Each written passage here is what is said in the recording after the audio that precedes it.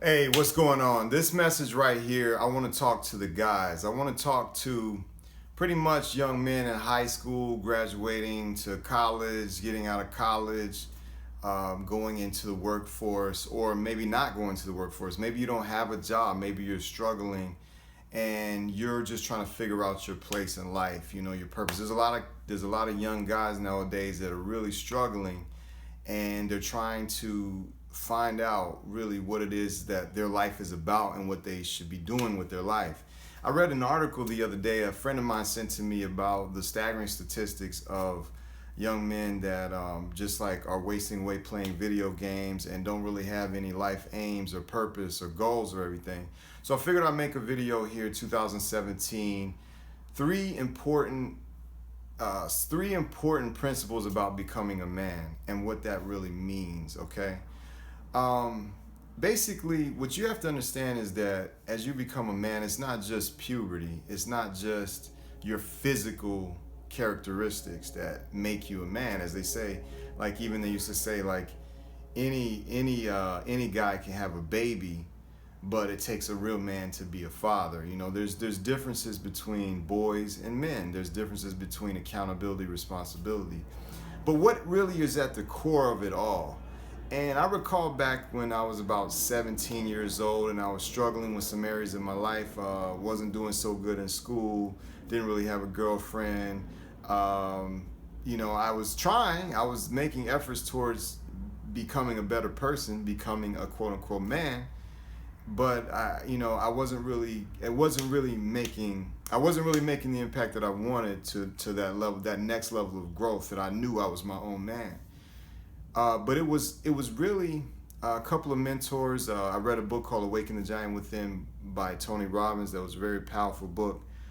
But the key was really the ability to make a decision, okay? Because really decisiveness is one of the first principles I want to talk about that makes you a man. It's what separates the men from the boys. Because up until whatever age, a lot of the decisions that are made for you as a boy are made by your family, the people around you influencing you, and things like that.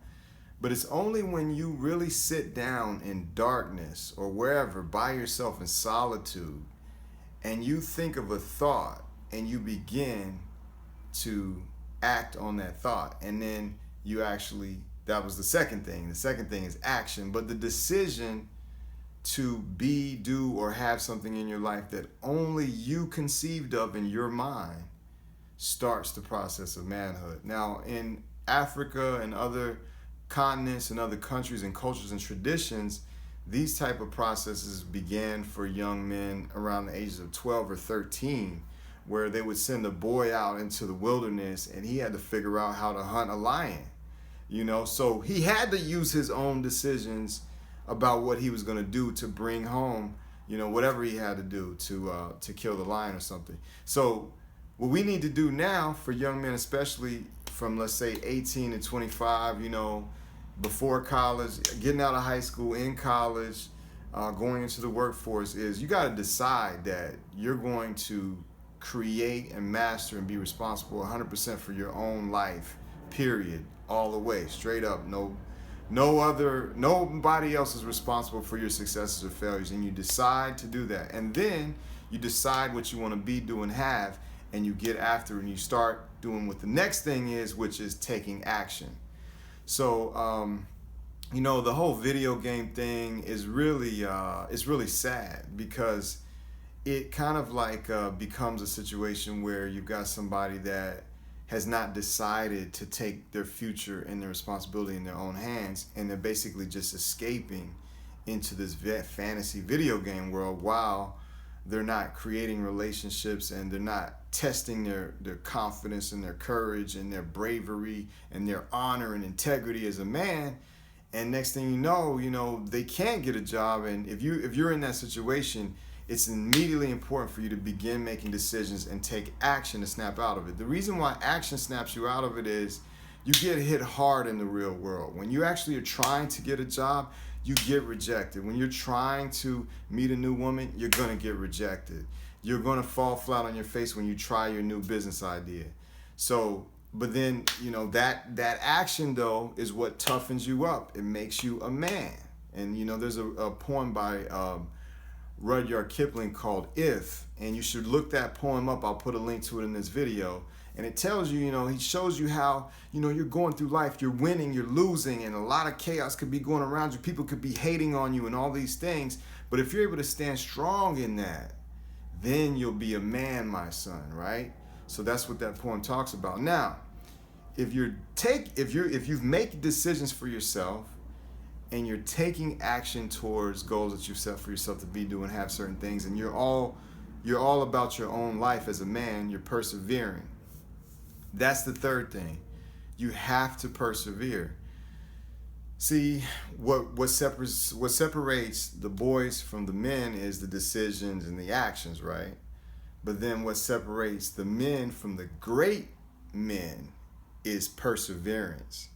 Because you have to be to be a great man, to be a world leader, to be somebody who's influential, to be successful, wealthy, a millionaire, a great athlete, a champion, whatever you want to say is at the highest level of manhood, then basically you have to have extraordinary perseverance. That means, like for me, like I've been writing for 15 years. I've been self-studying for 15 years on my own. I realized because I left college early that I knew I was going to be competing with people who were graduating from college.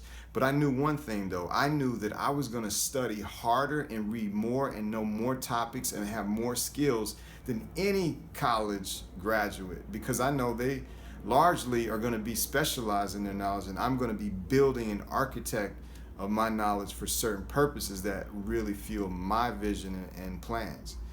So that's the kind of thing. But now that takes perseverance. It's not like you just do that 1 year and then you just kick your feet back. I still read and learn. It's become a lifelong habit. But what you'll find though is that there's a certain level of understanding of yourself when you realize that you are a true, authentic, real, and superior man. And your confidence is very thorough. There's not like any doubts about who you are. These are things that what I learned about public speaking or sales or performing with music or anything, approaching women, whatever it is. Basically, to be a man, you have to have so much fortitude and so much experience and battle-tested experiences that that you can handle it. Now, no matter what, there's always going to be new frontiers that you have to cross. There's certain things I haven't done before that, I still feel fears for different things, but you have to be able to have that strength and the courage to break through that. So it all goes back to decision, action, and perseverance. Of course, there's a lot of other qualities and characteristics that bring you into manhood, but I encourage you to write these 3 down and take an inventory of your life and say, okay, I just sit around and play video games. I don't have a job. I'm not doing anything with my life. But what could I decide right now? What could I act on? And what have I been persevering on? Or what could I persevere on that would bring me closer to having command and control? Think about that word, command. The word man is in the middle. If you can command and control, then you are your own man. So take that. Let me know what you think about it, and leave your comments, like and subscribe, and I'll be offering you a lot more content on this topic as well. Talk to you soon.